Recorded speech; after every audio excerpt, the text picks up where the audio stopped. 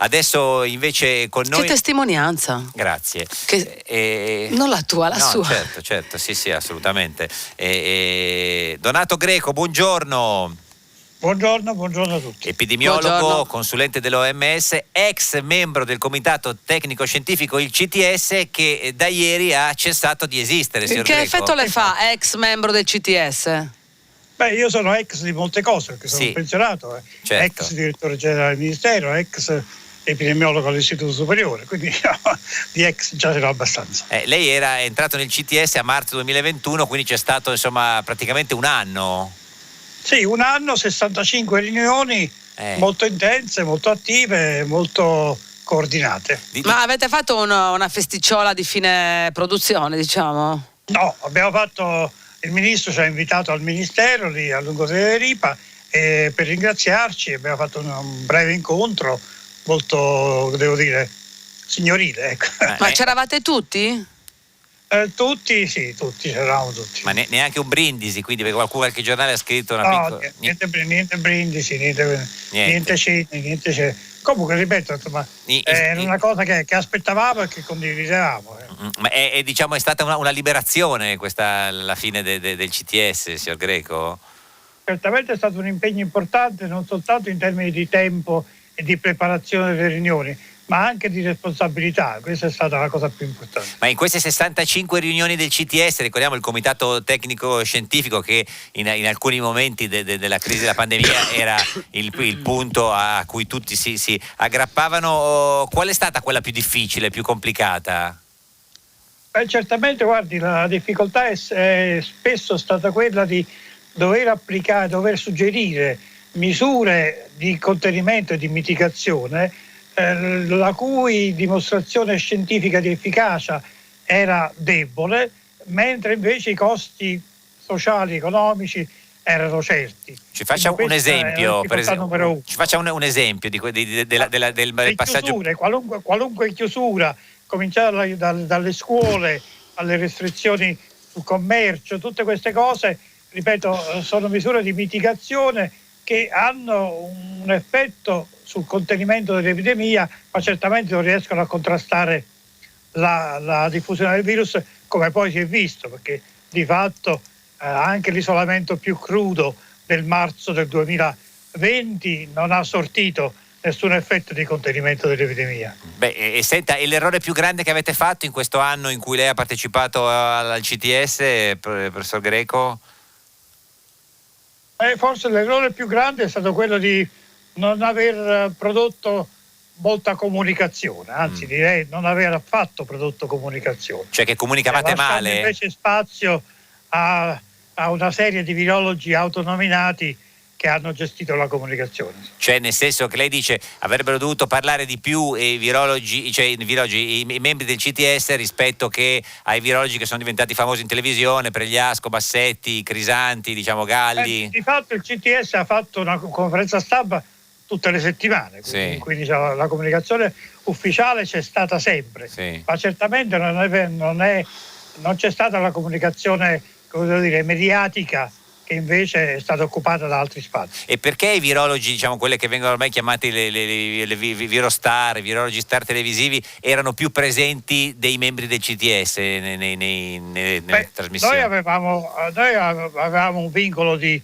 riservatezza che abbiamo rispettato in gran parte e chiaramente i virologi, i virostar hanno avuto accesso ai media in maniera molto intensa, pur non avendo accesso in prima linea alle informazioni giuste e spesso senza un'esperienza specifica nell'epidemiologia delle malattie infettive. Quindi le virostar secondo lei non avevano titolo a parlare in televisione? No, ma questo è sempre avvenuto. Guardi, io ho lavorato più di 50 epidemie e devo dire inesorabilmente ci sono esperti autonominati che i media scelgono anche per la loro capacità di buona comunicazione.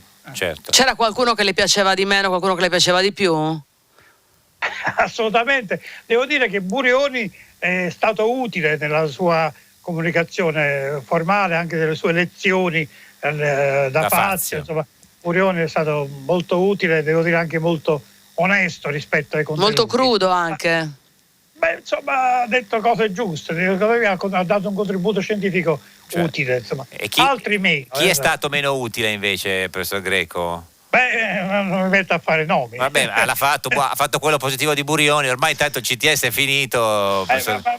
Certamente ci sono stati dei colleghi che ripeto, erano infettivologi clinici, sì. Quindi diciamo bravi al letto del paziente, bravi nella terapia, ma che di sanità pubblica non ci azzeccavano niente. Quindi Bassetti non le piace tanto, mi pare di capire. Questi si siano messi a discutere sulle manovre del ministro, del governo, è stato un po' esasperante. Sì. Quindi, e le piaceva più Bassetti cioè più Pregliasco di Bassetti, mi pare di capire. Pregliasco è un collega con cui ho lavorato per tanti anni, sì. Si è sempre occupato di virologia dell'influenza, quindi aveva una competenza specifica. E Zangrillo?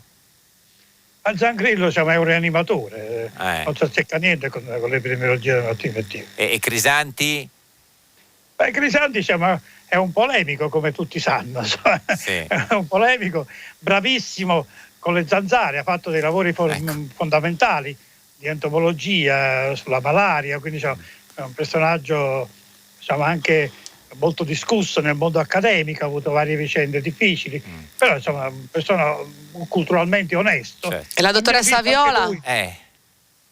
Viola, ripeto, è una biologa, immunologa, ripeto, ma non mi fate fare la classifica. Vabbè, ormai l'abbiamo fatta, professor Greco, quindi ormai No, non sta dicendo niente di sgradevole, sta dicendo delle opinioni molto garbate. La Viola è una bravissima comunicatrice sociale, però, ripeto, è un'immunologa, biologa. Insomma, che non c'entra niente, dice, col Covid. La sanità pubblica è popolazione, è una cosa un po' diversa. Noi ci occupiamo della gente. Certo. A proposito della gente, sicuramente lei saprà che in questo momento, insomma, la percezione anche individuale di ognuno di noi è che i contagi sono molto diffusi, cioè tutti noi abbiamo qualcuno vicino contagiato. Questa cosa ci deve spaventare. Che suggerimenti dà per affrontare questa nuova fase con le misure allentate, ma dei numeri oggettivi, insomma, più percepiti?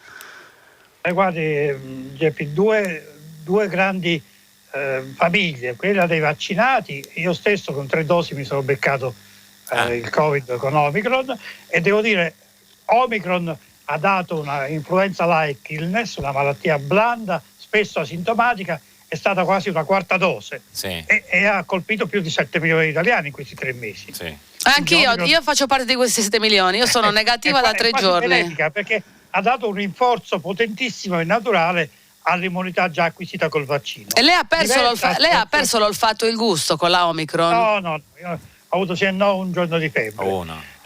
Io malissimo, perché uno straccio, sono uno straccio. Mica sta il CTS. Per i non vaccinati, è più pericoloso. Che ancora affollano ospedali e terapie intensive. Certo. E i non vaccinati, anche con Omicron, sono andati a finire in ospedale. Professor Greco, grazie, ex membro del CTS che da ieri si è sciolto, arrivederci e grazie per il lavoro. Ma lui non è sciolto e la salutiamo con grande affetto. Grazie per il lavoro che ha svolto, arrivederci.